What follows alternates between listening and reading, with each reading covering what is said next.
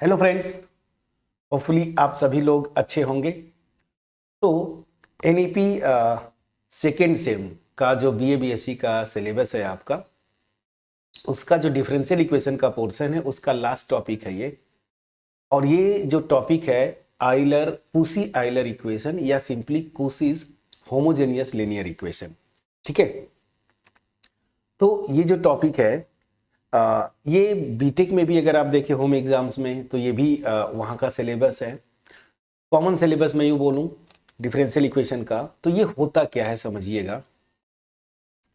ये बेसिकली बस ऐसे समझे, ये भी एक लीनियर डिफरेंशियल इक्वेशन है, लेकिन ये कांस्टेंट कोफिशिएंट का नहीं है जैसे हमने पीछे वाले केसेस किए।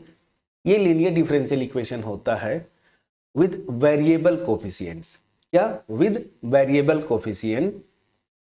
और इसको हम क्या करते हैं, after some substitutions we can convert it into linear differential equation with constant coefficients. ठीक है ना, मतलब जो हमने अभी किया कांस्टेंट कोफिशिएंट के साथ linear differential equation higher order के, उसमें ये कन्वर्ट हो जाता है। तो इसलिए ये स्पेशल टाइप का डिफरेंशियल इक्वेशन है और इसको कूसी और आइलर ने मिलकर किया था, बट ये फेमस क्या है, कूसीज होमोजेनियस लीनियर इक्वेशन के नाम से। तो ये होता क्या है, ठीक है। तो ये वेरिएबल कोफिशिएंट के साथ होता है। मैं जनरल लिखता हूं एन ऑर्डर का होमोजेनियस लीनियर इक्वेशन, जिसको हम क्या बोलते हैं, कूसी आइलर इक्वेशन या कूसीज होमोजेनियस लीनियर इक्वेशन। तो ये दिखता कैसा है, ध्यान दीजिएगा। ये इस टाइप का जनरल फॉर्म इसका अगर मैं देखूं तो द इक्वेशन, मैं लिख देता हूं पूरा, द डिफरेंशियल इक्वेशन, शॉर्ट में लिखूंगा द डिफरेंशियल इक्वेशन, ये x to the power n, ठीक, D N Y by D X के power n plus K one X to the power n minus one D N minus one Y upon D X N minus one. ठीक है, और इस तरीके से plus dot dot plus K N minus one X D Y by D X plus plus K N Y, ठीक है ना, this is equal to X. ठीक है ना, जहां पे x जो है capital X function of x है। ठीक है ना, so the differential equation this where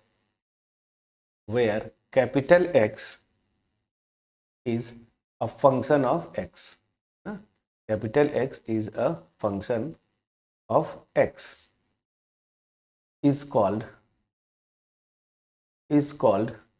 Cauchy, is called Cauchy-Euler equation। Euler equation बहुत फेमस नाम है, या सिंपली इसको हम बोलते हैं कूसीज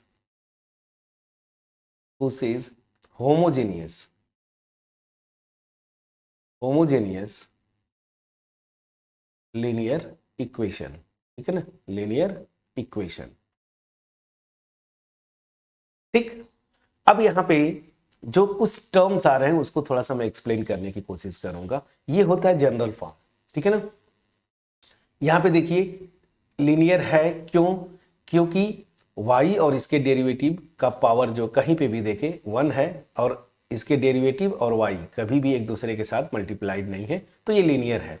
लेकिन यहाँ पे एक जो टर्म आ रहा है ना, होमोजेनियस, लीनियर तो है, चलिए समझ में आ रहा होगा आपको, होमोजेनियस। अब आप बोलेंगे कि सर आप बार बार जब भी पढ़ाते हैं तो होमोजेनियस इक्वेशन की जब भी बात करते हैं, अभी हमने फर्स्ट ऑर्डर फर्स्ट डिग्री का डिफरेंशियल इक्वेशन किया था, तो वहाँ पे मतलब जब होमोजेनियस इक्वेशन की बात करते हैं आप, तो हम लोग यही सीखे हैं कि हर एक टर्म की डिग्री सेम होनी चाहिए। लेकिन यहाँ पे तो ऐसा कुछ दिख नहीं रहा है ना। ठीक है, यहाँ पे x के पावर n आ गया, फिर nth डेरिवेटिव, यहाँ पे n माइनस वन आ गया x के, और यहाँ पे n माइनस वन डेरिवेटिव, और यहाँ पे तो y है। ठीक है, तो ध्यान दीजिएगा डिफरेंशियल इक्वेशंस में होमोजेनियस थोड़ा सा जो बोलते हैं उसका तरीका थोड़ा अलग है। वो क्या है समझिएगा, किसी भी डिफरेंशियल इक्वेशन को होमोजेनियस कब बोलते हैं, खास करके ओडीई ऑफ हायर ऑर्डर, हर एक इंडिविजुअल टर्म को आप देखेंगे, ठीक है ना, उसमें अगर जो x है ना, उसका जो डिग्री मतलब उसका जो पावर है और वहाँ पे जो डेरिवेटिव्स है ना उनका ऑर्डर जो है अगर वो दोनों सेम हो, ठीक है ना, हर एक टर्म में, तो हम ऐसे इक्वेशन को क्या बोलते हैं, होमोजेनियस। तो देखिए यहाँ पे होमोजेनियस इक्वेशन, डिफरेंशियल इक्वेशन बोलने का तरीका ये है, फिर से इस टर्म में जो x का पावर होगा और वहाँ पे जो डेरिवेटिव एसोसिएटेड है ना उसका जो ऑर्डर है वो दोनों सेम होना चाहिए। तो जैसे देखिए यहाँ पे n है x का पावर, डेरिवेटिव का ऑर्डर n, यहाँ पे n-1 है, डेरिवेटिव का ऑर्डर n-1, यहाँ पे 1 है, डेरिवेटिव का ऑर्डर 1, यहाँ पे देखिए x के पावर 0 है और डेरिवेटिव भी अगर आप ऐसे लिखें तो डेरिवेटिव का भी ऑर्डर जो है अगर ऐसे देखें तो 0 है। तो दैट मीन्स क्या हुआ, ये होमोजेनियस हो गया, ठीक है ना। तो होमोजेनियस का यहाँ पे डिफरेंशियल इक्वेशंस में ऐसे बोलते हैं। तो अब आपको समझ में आ गया होगा कि होमोजेनियस का मतलब क्या है, ठीक। अब ये बड़ा स्पेशल टाइप का डिफरेंशियल इक्वेशन होते हैं, ठीक है ना, और इनको हम क्या बोलते हैं, शॉर्ट में कूसी आइलर इक्वेशन बोल देते हैं, लेकिन फेमस क्या है, कूसीज होमोजेनियस लीनियर इक्वेशन। कोई भी अच्छी बुक देखेंगे आप तो कूसीज होमोजेनियस लीनियर इक्वेशन ही बोलते हैं। अब जैसे कुछ एग्जांपल्स, मैंने तो ये जनरल लिखा ना, तो आप बोलेंगे कि सर कुछ एग्जांपल्स बता दीजिए, तो एक दो एग्जांपल मैं आपको देता हूं। तो एग्जांपल 1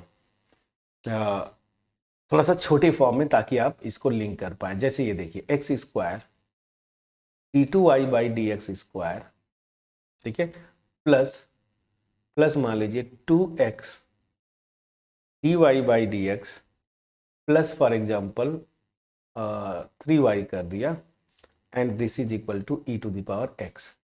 तो ये देखिए ये भी कूसी होमोजेनियस लीनियर इक्वेशन है। इस कंडीशन को देखिए सेटिस्फाई करता है ना, जो जनरल डिफिनीशन था। उसी तरीके से एक और एग्जांपल मैं ले लेता हूं, एक और example, for example x² d2y/dx², ठीक है ना। और यहाँ पे देखिए इसमें k1 k2 ये जितने kn है ना ये सब के सब कॉन्स्टेंट्स हैं। देखिए ना यहाँ पे मैं अगर ये भूल गया बताते वक्त, तो k1 k2 kn ये सब के सब क्या है, कॉन्स्टेंट्स हैं। तो जैसे देखिए यहाँ पे k1 की जगह क्या आ रहा है, अगर ऐसे देखें तो 2 है, और यहाँ पे अभी सी बात है ये k2 है, मतलब इससे कंपेयर करें तो kn मेरा क्या है, 3 है। समझ में आ गया। सो दिस सिमिलरली यहाँ पे लिख देता हूँ -x dy/dx, ठीक है ना, plus y, this is equal to, for example मैं लिख दूं log x, ठीक है ना। तो ये सब के सब क्या है, कूसीज होमोजेनियस लीनियर इक्वेशन या कूसी आइलर इक्वेशंस हैं, ठीक। तो अब तो यहां तक ठीक है, ये तो डिफिनीशन हो गया कि कूसी आइलर इक्वेशन या कूसीज होमोजेनियस लीनियर इक्वेशन क्या होता है, उसका डिफिनीशन और एग्जाम्पल। हम इंटरेस्टेड किस में हैं कि इसका सोल्यूशन कैसे निकालेंगे ना, अगर इसको सॉल्व कैसे करेंगे, ठीक है ना। तो कॉन्सेप्ट तो यहीं पे मेन कंडीशन लाई करता है और इसी पे आपको फोकस करना है, ठीक है ना। कैसे, ध्यान दीजिएगा। जब इसको सॉल्व करेंगे तो मैंने बोला ना कि इसको आफ्टर सम सब्स्टिट्यूशन, होमोजेनियस होने की वजह से कुछ सब्स्टिट्यूशन है जिसको पुट करते हैं आप ना या अप्लाई करते हैं, तो यही जो linear differential equation with variable coefficient है ना, ये कन्वर्ट हो जाता है linear differential equation with constant coefficients में। और वहां पे सब्स्टिट्यूशन क्या है वो अब मैं आपको यहाँ पे लिख रहा हूँ। देखिए क्या करते हैं, पुट करते हैं आप t equal to log X, बस इसको याद करिए क्योंकि स्टूडेंट्स को अक्सर कंफ्यूजन होता है कि हम पुट क्या करते हैं। तो t equal to log x put करते हैं, याद रखिए। और यहाँ पे जो एक सिंबल यूज करते हैं, ठीक है ना, सिंबल जो यूज करते हैं वो ये सिंबल यूज करते हैं कैपिटल डी, जो हम लोग वहां पे यूज कर रहे थे कांस्टेंट कोफिशिएंट में, मेथड ऑफ ऑपरेटर्स में। तो सिंबल अगर ये आप यूज करेंगे डी बाई डी टी को मैं कैपिटल डी यूज कर रहा हूं और T equal to log x put कर रहा हूं, ठीक है ना। तो देखिएगा इनमें सब के सब जो डेरिवेटिव है ना, ये जैसे x to the power n D N X to the power D N X, sorry x to the power n D N D X N, ये सब के सब जो है ना, ये पूरा का पूरा टर्म जो है, उसी तरीके से ये पूरा टर्म जो है ना, ये कांस्टेंट कोफिशिएंट में कन्वर्ट हो जाते। कैसे, अब मैं आता हूं। अगर ये सिंबल आपने यूज किया, ठीक है, तो यहां से जरा ध्यान दीजिए, मैं एक एक पहले फर्स्ट ऑर्डर डेरिवेटिव से आपके पास आऊंगा। तो अगर dy बाई डी एक्स है तो इसको मैं क्या लिख सकता हूं, समझिएगा। तो यहां से dy बाई डी एक्स जो है इसको मैं क्या लिख सकता हूं, ध्यान दीजिएगा। हमें dt लाना पड़ेगा, तो उसके लिए मैं क्या कर रहा हूं, dy by D T into D T by D X लिख सकता हूं, बिल्कुल लिख सकता हूं। ठीक है, आपको कोई कंफ्यूजन नहीं होना चाहिए। इससे क्या होगा, डी टी कैंसिल हो गया तो D Y by D X. तो D Y by D X को मैं ये लिख सकता हूँ, और यहाँ से ध्यान दीजिएगा ये मेरा क्या है, D Y by D T, ठीक है ना। और इसको देखिए D T by D x क्या होगा, एक्स के रिस्पेक्ट में अगर इसको डिफ्रेंशिएट करेंगे तो D T by D X this is equal to 1 by x.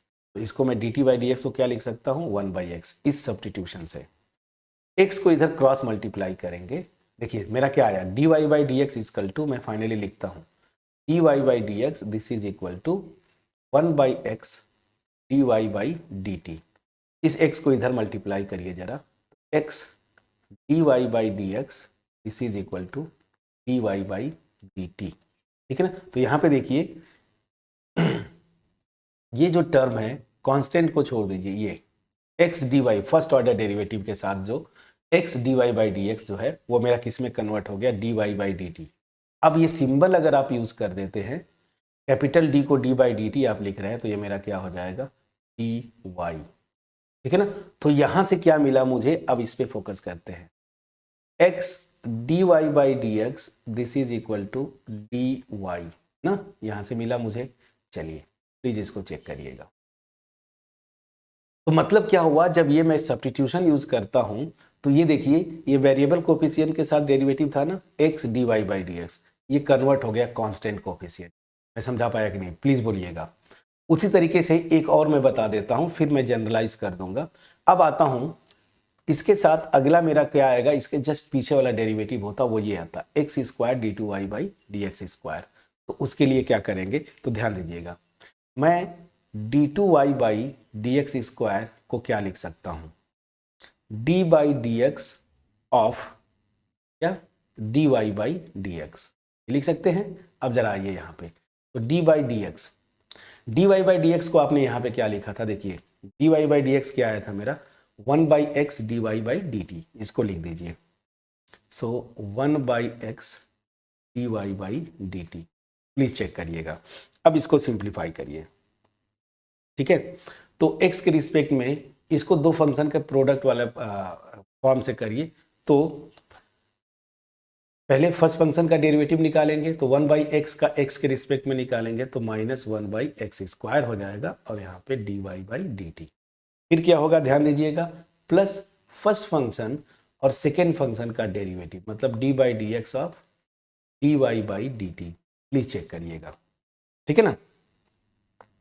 ठीक, अब मैं यहाँ पे थोड़ा सा और सिंप्लीफाई करूंगा, -1 by x square D Y by D t plus 1 by x. अब यहाँ पे मैं थोड़ा सा चेंज करूंगा, जैसे ऊपर मैंने चेंज किया था ना, x के रिस्पेक्ट में कर रहे थे तो dt मल्टीप्लाई किया ऊपर नीचे, देखिए तो उस फॉर्म में मैं लिखूंगा। So it can be written as d by D t यहाँ पे, ठीक है ना, of d Y by D T, ठीक, दिस, और इसको dt बाई डी एक्स।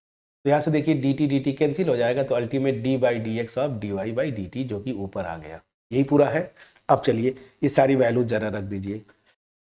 सो यहाँ से आपका क्या आ रहा है, -1 by x square D Y by D T, ठीक है ना, प्लीज चेक करिएगा, और plus 1 by X, please check करिएगा, ये क्या हो जाएगा, देखिए D two Y by D T square, और D T by D x क्या हो जाएगा, अभी मैंने बताया था D T by D x जो है 1 बाई एक्स, तो यहाँ से आ जाएगा ये 1 बाई एक्स, ठीक है, मतलब ये 1 बाई एक्स स्क्वायर हो जाएगा। 1 बाई एक्स स्क्वायर कॉमन ले लीजिए, तो यहाँ से 1 बाई एक्स स्क्वायर अगर मैंने कॉमन लिया तो ये माइनस साइन के साथ है, ये प्लस है, तो इसको पहले मैं लिख देता हूँ, तो d two Y by D T square minus d Y by d, ठीक है।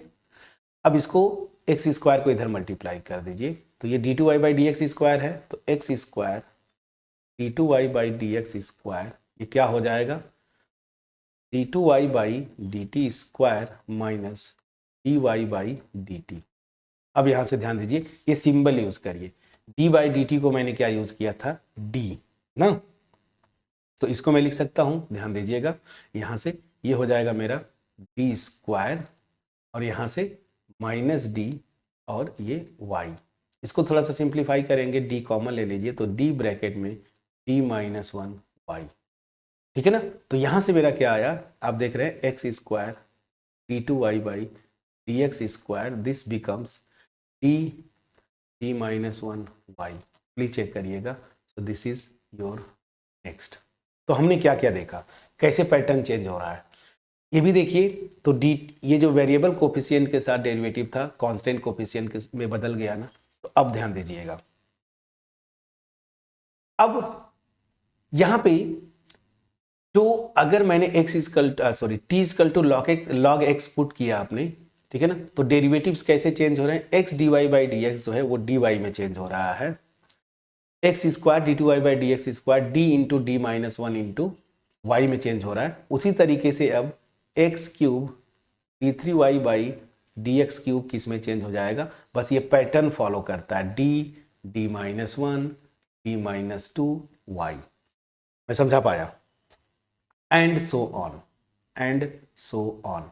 अगर आप बोलते कि सर ये x to the power 4 d four y by D x four, ये किस में चेंज होता, तो बस ये पैटर्न बन रहा है, d minus one d minus to और डी माइनस थ्री वाई। तो एक पैटर्न क्या बना, या थर्ड है तो D minus one d minus to तक जाएंगे, फोर्थ है या फोर्थ ऑर्डर डेरिवेटिव है तो D minus one d minus to कहाँ तक जाएगा, डी माइनस थ्री तक, मतलब एक कम तक जाता है, ठीक है ना। एक पैटर्न बन गया, समझ में आ गया।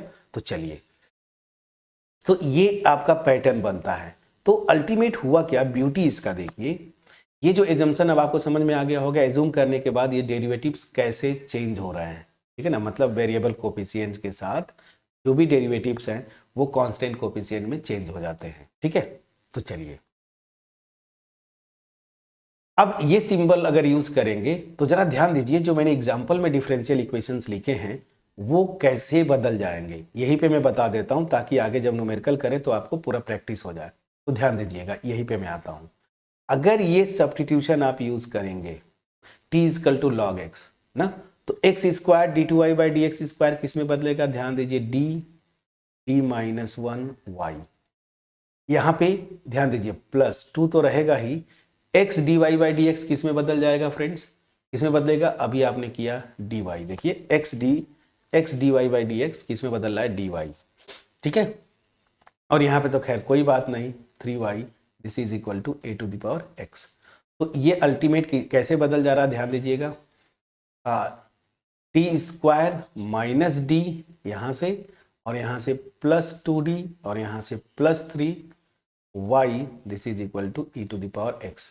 तो अल्टीमेट ये किस में कन्वर्ट हो गया, d square plus d plus three y this is equal to x.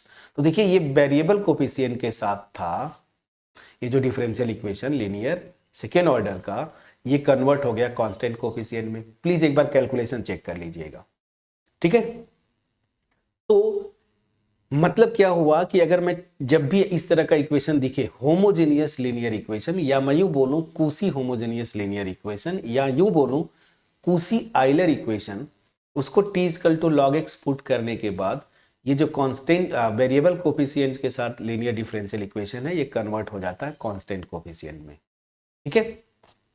अब यहीं पे मैं इसको भी बता देता हूं, ये किस में चेंज हो जाएगा, तो देखिए, d minus one y minus d y plus y this is equal to, अच्छा अब ध्यान दीजिएगा, यहां पे हम जब सब्स्टिट्यूशन यूज करेंगे तो यहां पे एक चीज और देखिएगा, इंडिपेंडेंट वेरिएबल मेरा टी हो जाता है, तो ई की पावर एक्स क्या हो जाएगा, यहां से देखिए, ठीक है ना। तो एक्स की वैल्यू मेरी यहां से क्या आ जाएगी, ई टू द पावर टी, तो रख देंगे यहां पे, देखिए, तो ये थोड़ा सा ये भी चेंज होगा, इसको भी मैं चेंज कर देता हूं टी के टर्म में। मैं क्या बोल रहा हूं, अगर ये सब्स्टिट्यूशन यूज किया आपने तो एक्स की वैल्यू क्या लिख सकता हूं, ई की पावर टी, तो जहां जहां एक्स है उसको ई के पावर टी लिख दीजिए, प्लीज चेक करिएगा, ठीक है ना, ये हो जाएगा। और यहाँ पे देखिए लॉग एक्स है तो ये डायरेक्ट टी हो गया, मैं समझा पा रहा हूँ कि नहीं। तो अकॉर्डिंगली जब इधर चेंज करें तो इधर जो फंक्शन ऑफ एक्स दिया हुआ ना कैपिटल एक्स, इसको भी टी के टर्म में कन्वर्ट कर लेंगे यूजिंग दिस फार्मूला। मैं समझा पा रहा हूँ कि नहीं, प्लीज बोलिएगा। ठीक है, तो ये अब इसको थोड़ा सिंप्लीफाई कर देंगे तो क्या आ जाएगा, देखिए डी स्क्वायर माइनस डी यहाँ से और यहाँ से माइनस डी और plus 1 y this is equal to t. मतलब क्या हो जाएगा, ये चेंज होके d square minus 2d plus 1 y this is equal to t. तो ये भी क्या हो गया, कांस्टेंट कोफिशिएंट में। देखिए ये वेरिएबल कोफिशिएंट वाला यहाँ पे फाइनली कांस्टेंट कोफिशिएंट में चेंज हो गया। मैं समझा पाया कि नहीं, प्लीज बोलिएगा फ्रेंड्स, प्लीज बोलिएगा। तो ये आपका अल्टीमेट जो प्रोसेस था कि कूसी होमोजेनियस लीनियर इक्वेशन अगर दिया हुआ है, ठीक है ना, या कूसी आइलर इक्वेशन जो कि वेरिएबल कोफिशिएंट्स के साथ होते हैं, उनको सम सब्स्टिट्यूशन मतलब t equal to log x, ये दिमाग में बिठा लेना है, रट लीजिए। तो इसको जैसे एज्यूम किया, मेरा वेरिएबल कोफिशिएंट के साथ जो डेरिवेटिव्स है ना वो कांस्टेंट कोफिशिएंट में करेस्पॉन्डिंग चेंज हो जाते हैं, और इसको भी याद करने का मैंने तरीका बताया। अब अगर आपसे पूछे कि जैसे फॉर एग्जांपल बोले कि इसी को सॉल्व करो, सब्स्टिट्यूशन करने के बाद मेरा डिफरेंशियल इक्वेशन ये हो गया, या अगर इसको बोले तो ये हो गया। अब ये कांस्टेंट कोफिशिएंट वाले डिफरेंशियल इक्वेशंस को सॉल्व किया है हमने, CF निकालिएगा, PI निकालिएगा, ऐड कर दीजिएगा, मेरा कंप्लीट सोल्यूशन आ जाएगा। और याद रखिए जब कंप्लीट सोल्यूशन फाइनल लिख देंगे तो आंसर मेरा T में आएगा ना, जबकि एक्चुअल क्वेश्चन तो Y और X में है। तो मेरा यहाँ पे जब सॉल्व करेंगे तो Y और T में आएगा, तो यहाँ से फिर T की वैल्यू में क्या लिख सकता हूँ, log x। तो जब फाइनल आंसर आए तो वहाँ जहाँ T आए वहाँ पे log x रख दीजिएगा, आपका फाइनल आंसर आ जाएगा। मैं समझा पाया कि नहीं फ्रेंड्स, प्लीज बोलिएगा। सो ये है कूसी आइलर इक्वेशन, और कैसे मैं इसको कन्वर्ट करता हूं, मतलब वेरिएबल कोफिशिएंट वाले डिफरेंशियल इक्वेशन को कांस्टेंट कोफिशिएंट में, ये मैंने इस वीडियो में आपको पूरा डिटेल में जाके एक्सप्लेन किया। अब रही बात एक एग्जांपल, मैं ज़्यादा नहीं करूंगा, एक एग्जांपल कर दूंगा ताकि आपको आइडिया लगे। और मैं एक एग्जांपल जो ले रहा हूँ कई यूनिवर्सिटीज़ में आया है, कई बीटेक होम एग्जाम्स में आया है, बड़ा इंपॉर्टेंट है, उसको मैं कर दूंगा। बाकी जो है आप इसके अलावा उस तरीके से जितने भी क्वेश्चंस सॉल्व करेंगे, प्रैक्टिस करेंगे, उतना आपका कॉन्फिडेंस बढ़ेगा। तो नेक्स्ट वीडियो में मैं एक एग्जांपल करूंगा कूसी आइलर इक्वेशन या या कूसी होमोजेनियस लीनियर इक्वेशन पे। तो अगर ये मेरा एफर्ट आपके पास पहुंच पाया, देखिए जनरली ये सब चीजें अगर नहीं बताता आपको ना, तो आप रटते हैं चीजों को, तो समझ के भी करना है हमें, ठीक है ना। यहाँ पे सब कुछ देखा कि अगर कूसी आइलर इक्वेशन है तो उसको कैसे हम कन्वर्ट कर देते हैं linear differential equation of higher order, ठीक है ना, with constant coefficients. Please check करिएगा। सो मिलते हैं नेक्स्ट वीडियो में जहाँ पे मैं एग्जांपल करूँगा। होपफुली मेरा एफर्ट आपके पास पहुँच पाया होगा। अगर पहुँच पाया है, वीडियो को लाइक करिएगा, फ्रेंड्स के साथ शेयर करिए, और मेरा जो मोटिव है मास में लोगों के पास क्वालिटी कंटेंट डिलीवर करना, इसमें आप पार्टिसिपेंट बने। तो thank you so much for watching my videos friends.